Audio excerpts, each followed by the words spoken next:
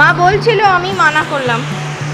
এই যে বৃষ্টি, হ্যাঁ আমি বুঝতে পারছি বৃষ্টি হচ্ছে না, কিন্তু তখন হচ্ছিল, কিছু করার নেই। খাওয়া দাওয়া করে ওনার চিরাচরিত কাজে বসে গেছেন, সাথে আমার সাথে ঝগড়াতেও লেগে গেছেন। আমি একটা মর্নিং, সবাই কেমন আছেন? আশা করি সবাই ভালো আছেন, আমিও ভালো আছি। আজ শুক্রবার, সময় এখন সকাল 7:30। আমি ঘুম থেকে উঠে বিছানাপত্র গুছিয়ে নিয়েছি, আর মায়েরও পুজো হয়ে গেছে, আমাদের চা খাওয়া হয়ে গেছে। এবারে মা আজকে রান্নাবান্না করবে, আমি আজকে দুপুরের দিকে বেরিয়ে যাব। ও আজকে বাড়ি ঢুকবে ওই দুপুর তখন কটা বাজবে, 1টার দিকে হয়তো ঢুকবে।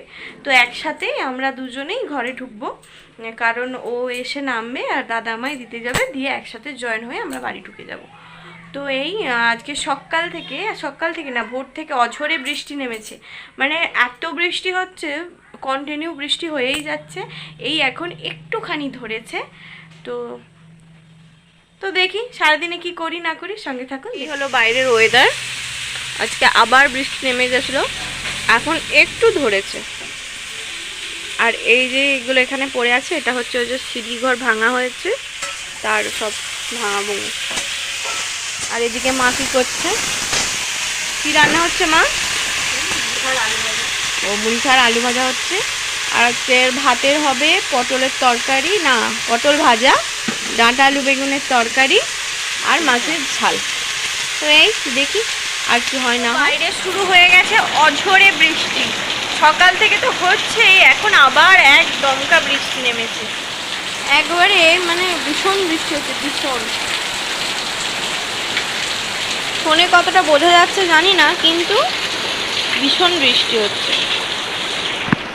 আর এইদিকে আমাদের মুড়ি বেড়ে নেওয়া হয়ে গেছে।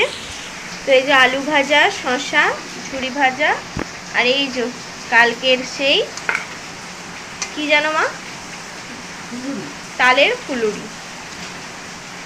তো এখন জেঠুকে যে এটাকে দিয়ে আসি। তো জেঠু কোথায় আছে দেখি, জেঠুকে মুড়িটা দিয়ে দিই।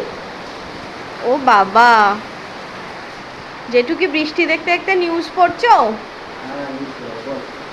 হ্যাঁ না, মুড়ি বৃষ্টি বৃষ্টি দিনে তালের ফুলুরির সাথে মুড়ি। না, আজকে খিচুড়ি হবে না, আজকে মাছের ঝাল আর ডাঁটা আলু বেগুনের তরকারি আর ভাজাভুজি হবে। মা বলছিল, আমি মানা করলাম। এই যে বৃষ্টি এদিকে অঝোরে নেমেছে, এদিক থেকে এদিকটা এবারে বেশি বোঝা যাচ্ছে, আমাদের খামারটা একদম সাদা হয়ে গেছে বৃষ্টির জলে। তো এই তাহলে জেঠু খেয়ে নাও, আমরা এবারে যে মুড়ি খেয়ে নিই, তুমি তাহলে মুড়ি খেয়ে নাও। ঠিক, মুড়ি নিয়ে বসে গেছি। মা খাবে না বললো, কারণ মা সকালবেলায় চা দিয়ে 2টি মুড়ি খেয়েছে, ওই জন্য এখন খিদে নেই। তো রান্না বান্না করে নিয়ে পরে হয়তো খাবে। তো আমি খেয়ে নিই। ঠিক আছে, আজকে একটু তাড়াতাড়ি সব করে নিতে হচ্ছে, কারণ বেরোবো। ও অলরেডি আরামবাগ পৌঁছে গেছে। তো এই যে এবার খেতে বসে যাব। আজকের মেনু হচ্ছে আলু ভাজা, বেগুন ভাজা, পটল ভাজা, ঢ্যাঁড়স ভাজা, আর এখানে কুঁদরিও আছে, কুঁদরি ভাজা।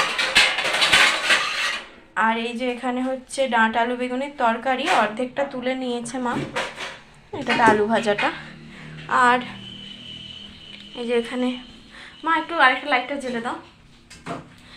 এই যে এখানে ওই যে বললাম অর্ধেকটা তুলে নিয়েছে, এই যে ডাঁটা আলু বেগুনের তরকারি, এটা এবেলা তুলে নিয়েছে।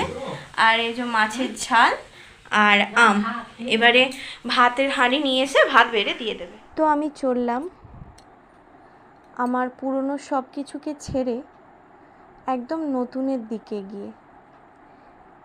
বাপের বাড়ি থেকে যখনই কোনো মেয়ে শ্বশুরবাড়ির উদ্দেশ্যে রওনা দেয়, প্রতিবারই যেন ঠিক বিয়ের পরের দিনের মতন মনে হয়। এই জিনিসটা মেয়েরা ছাড়া কেউ বুঝবে না। একটা গাছকে শিকড় থেকে টেনে ছিঁড়ে দিলে যে কষ্টটা গাছের মনে হয়, যে কষ্টটা গাছের অনুভব হয়, এই মুহূর্তটাতে প্রতিটা মেয়েরই প্রতিবার সেই কষ্টটাই মনে হয়। আমি জানি যে সকল মেয়ে এখন এই মুহূর্তে ভিডিওটা দেখছে, তারা আশা করি ঠিক বুঝতে পারবে। নিজেদের চেনা জানা মানুষ, নিজের গ্রাম, নিজের মা বাবা, জেঠু, দাদা, এরা যেন এরা যেন আমার কমফর্ট জোন।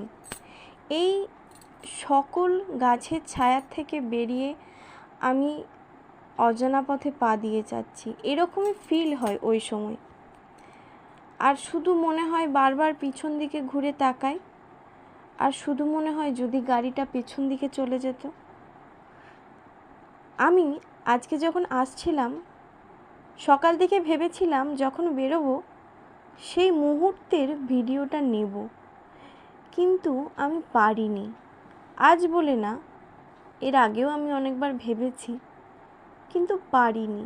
ওই সময় যেন হাত থেমে যায়, ওই সময় যেন হৃদয় ওইখানেই রয়ে যায়, চাইলেও অন্য কিছুর দিকে তাকানো যায় না।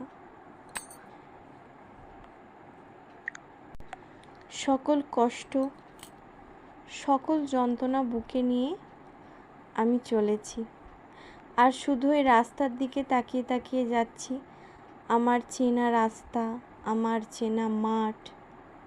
আমাদের রাস্তার এই দুই ধারে অনেক ফুলের গাছ লাগানো হয়েছে।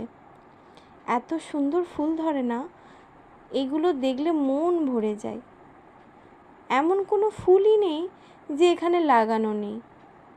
আর আমার বাড়ি তো গ্রামের দিকে, চারিদিকে শুধু মাঠ আর মাঠ। আর এই বর্ষার জলে মাঠ যেন একবারে থই থই অবস্থা। মনোরম একটা পরিবেশ, সেই সবকে কাটিয়েই আমি এগোচ্ছি।